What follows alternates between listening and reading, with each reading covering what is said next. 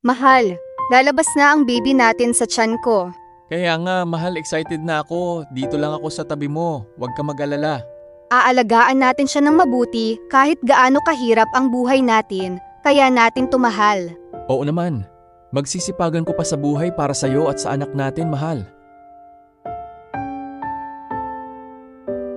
Excited na ako mayakap ang mahal ko at ang baby namin. Successful po ang paglabas ng baby, Sir Fabio. Pwede niyo na pupuntahan ang mag-ina niyo sa room. Congratulations po, Sir Fabio.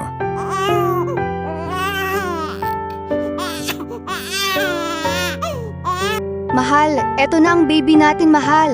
Kaya nga, mahal, sobrang saya ko. Ako rin, mahal. Kahit na sinabi ng doktor na may sakit ang baby natin na autism, sobrang saya ko pa rin na lumabas siya sa akin ng buo at malusog.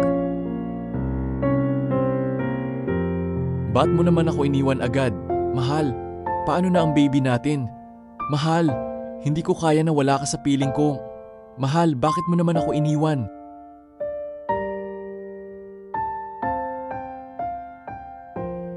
Anak, biyahe lang si Papa para pag-uwi ni Papa may gatas at diaper ka na. Hintayin mo ako kakantahan ka pa ni Papa ang favorite mong Twinkle Twinkle Little Star.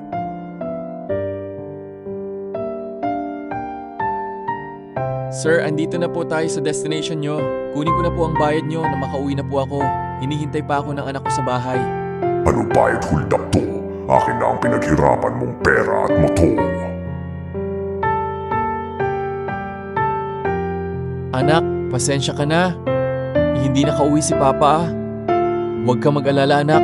Kasama ko na si Mama mo. Dalawa na kaming guardian angel mo, anak. Anak, sorry. Hindi na nakauwi si Papa.